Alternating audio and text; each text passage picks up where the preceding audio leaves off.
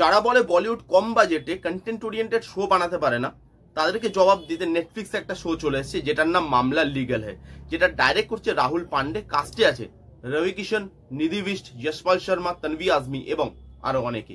এবার যদি এর গল্পটা একটু বলি, দেখুন এটার একটা গল্প বলা খুব মুশকিল, কারণ এই সিরিজটা একটা গল্পের উপরে বেসড নয়। সিরিজের প্রত্যেক কটা এপিসোডে নতুন নতুন সত্যিকারের কেসকে অবলম্বন করে এখানে সিরিজটা তৈরি করা হয়েছে। তাই জন্য অডিয়েন্সকে যে কোনো একটা গল্প বলা এখানে কিন্তু পসিবল হবে না, এবং সেইটাই এই সিরিজের ভালো হওয়ার অন্যতম কারণ, এবং এই কারণটাই কিন্তু এই সিরিজটাকে বাকি সিরিজের থেকে অনেকটা আলাদা করে। এবার এই সিরিজটার পজিটিভ দিক নেগেটিভ দিক নিয়ে আলোচনা করব। সিরিজটার মধ্যে প্রচুর পজিটিভ দিক আছে এবং এই সিরিজটা মাস্ট ওয়াচ একটা সিরিজ। কেন? তার ফার্স্ট রিজন হচ্ছে এর কমেডি এবং কমেডির মধ্যে দেওয়া সোশ্যাল মেসেজ। দেখুন এখানে কমেডিটা না খুব সিচুয়েশনাল। ট্রেলার দেখে যদি কেউ ভাবে যেটা খুব হো হো করে হাসাবে, পেট ধরে আপনি বসে পড়বেন, কাতুকুতু দিয়ে হাসাবে, তা কিন্তু নয়। সিরিজটার মধ্যে কমেডি তারাই এনজয় করতে পারবে যারা সিচুয়েশনাল কমেডি ভালো বুঝতে পারে এবং সিচুয়েশনাল কমেডি যাদের ভালো লাগে। এই পুরো সিরিজটা প্রচুর situational comedy, situational one liner, punch line এগুলো দিয়ে তৈরি, যেগুলো ওই সিচুয়েশনটা দেখতে দেখতে আপনার হাসি পাবে। আপনি যদি হুট করে শুরু করেন এবং ভাবেন যে আমি প্রচুর হাসবো, তা কিন্তু হবে না। তো এখানে কমেডিটা খুব ভালো এবং কমেডির মাধ্যমে যে সোশ্যাল মেসেজগুলো দেওয়া হয়েছে সেগুলোও খুব ভালো। যেরকম এখানে বাল বিবাহ বা কম বয়সে গ্রামে এখনো বিয়ে দেওয়া হয়, সেটা নিয়ে যেভাবে করা হয়েছে, মানে অ্যাকচুয়ালি উকিলদের কি অবস্থা, যারা ছোট লেভেলের উকিল তাদের কি অবস্থা, সেটা নিয়ে যেভাবে সোশ্যাল মেসেজ দেওয়া হয়েছে কমেডির মাধ্যমে হালকাভাবে, সেটা কিন্তু খুব ভালো, লোকের সঙ্গে খুব তাড়াতাড়ি কানেক্ট করে এবং থ্রু আউট দ্য সিরিজ আপনাকে কিন্তু বেঁধে রাখে। তো এখানে কমেডি এবং তার সাথে মিশিয়ে যেভাবে সোশ্যাল মেসেজটা ডেলিভার করা হয়েছে অডিয়েন্সকে, সেটা কিন্তু খুবই ভালো লাগে দেখতে। নেক্সট যেটা নিয়ে কথা বলবো, এই শোটা না অ্যাকচুয়াল কোর্টটাকে আমাদের সামনে প্রেজেন্ট করে, যেটা বলিউডে এতদিনে দেখানো কোর্টের থেকে অনেকটা আলাদা। কেন? কারণ বলিউডে কি দেখানো হয় যে একটা সাবজেক্ট থাকে, সেটা নিয়ে পুরো কোর্ট কেস হয় এবং সেটা নিয়েই পুরো সিনেমাটা হয়। বাট এখানে দেখানো হয় যে বড় বড় কোর্ট কেস ছাড়াও ছোট ছোট এমন কিছু কেস আসে কোর্টে, যেগুলো নর্মাল অডিয়েন্সের দেখলে বা শুনলে ওটাকে কোর্ট কেস বলে মনেই হবে না। যেরকম একটা টিয়া পাখি তার প্রতিবেশীকে গালাগালি দিচ্ছে, বা অফিস চত্বরে বা কোর্ট চত্বরে বাদরের খুব উৎপাত, তাই একজনকে বাদর সাজিয়ে বাদরদের ভয় দেখানো হচ্ছে। এগুলো কি কোনো কোর্ট কেস বলে আপনার মনে হয়? আমার তো মনে হচ্ছিল না। সেটারই সত্যতা যাচাই করার জন্য ডাইরেক্টর কি করেছে, প্রত্যেকটা এপিসোডের লাস্টে অরিজিনাল কেসের পেপার কাটিং অবধি দিয়ে দিয়েছে, যাতে অডিয়েন্স এগুলোকে সত্যি বলে বিচার করতে পারে। সেই জিনিসটা খুব ভালোভাবে দেখানো হয়েছে। তার সাথে কোর্টের মধ্যে ছোট ছোট লয়ারদের কি পজিশন, তারা 200 টাকা নটরি করার জন্য সারা দিন বসে থাকে।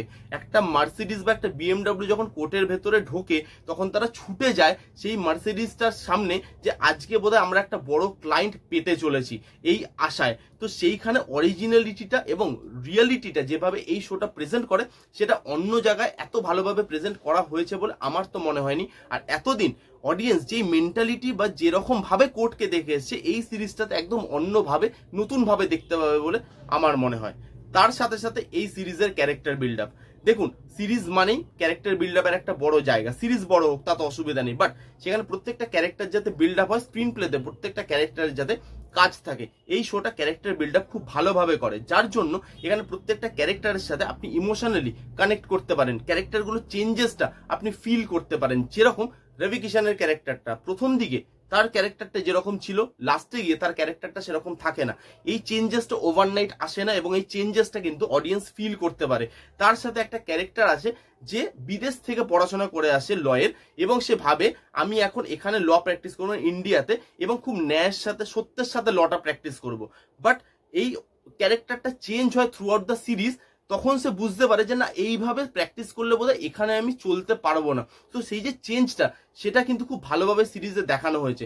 প্রত্যেকটা ক্যারেক্টারকে এখানে যেভাবে টাইম দেওয়া হয়েছে, স্ক্রিন প্লেতে প্রত্যেকটা ক্যারেক্টারের কাজ আছে এবং তাদের চেঞ্জেসগুলো অডিয়েন্স ফিল করতে পারে।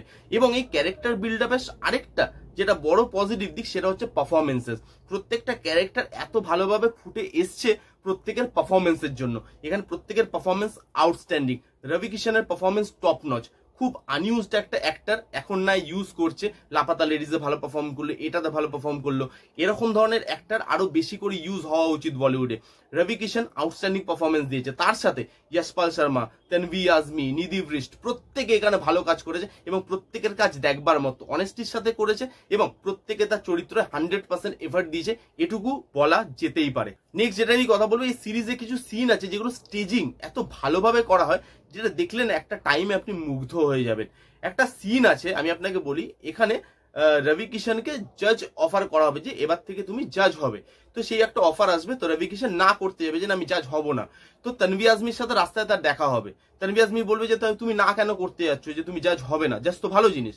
তখন তানভি আজমিকে রবি কিষান বলে যে আমার ওই জাজের ক্যারেক্টারটার মধ্যে বা জাজের প্রফেশনটার মধ্যে কিক লাগে না।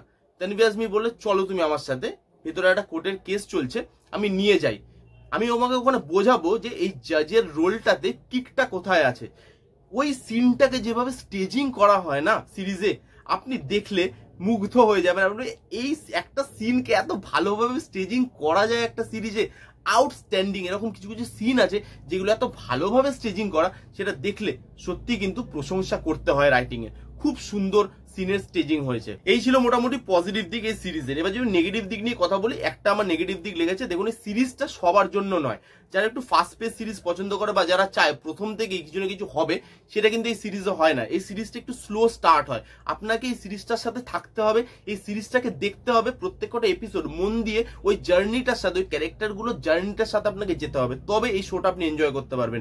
সেই জন্য যারা একটু ফাস্ট পেস সিরিজ পছন্দ করে তাদের জন্য এই সিরিজটা নয়, তাদের কিন্তু একটু বোর লাগতে পারে, বাট আপনি যদি একটু পেশেন্টলি সিরিজটা দেখেন তাহলে কিন্তু আপনি অনেক কিছু নিয়ে এই সিরিজটা শেষ করবেন, এটুকু আমি গ্যারান্টি দিলাম। মাস্ট ওয়াচ একটা সিরিজ, যারা দেখেননি তারা এক্ষুনি গিয়ে দেখতে পারেন। এই ছিল আমার মামলা লিগ্যাল হের রিভিউ। কারা কারা দেখেছেন কমেন্ট করে জানান, যারা দেখেননি গিয়ে দেখুন, আমার হেভি লেগেছে। এই রিভিউটা কেমন লাগলো জানাতে ভুলবেন না। রিভিউটা যদি ভালো লাগে তাহলে please give it a Thums up, like করবেন, কমেন্ট করবেন, শেয়ার করবেন, চ্যানেলটাকে মাস্ট সাবস্ক্রাইব করবেন। আপনারা সাবস্ক্রাইব করছেন না, ভিডিও আসছে রোজ রোজ নতুন নতুন, সাবস্ক্রাইব করুন যাতে আমি এরকম ধরনের মানে আরো অনেক বেশি ভিডিও বানানোর ইন্সপিরেশন পাই। তো চ্যানেলটাকে সাবস্ক্রাইব করতে ভুলবেন না। দেখা হচ্ছে নেক্সট কোন ভিডিওতে, ততক্ষণ bye bye, take care and be safe.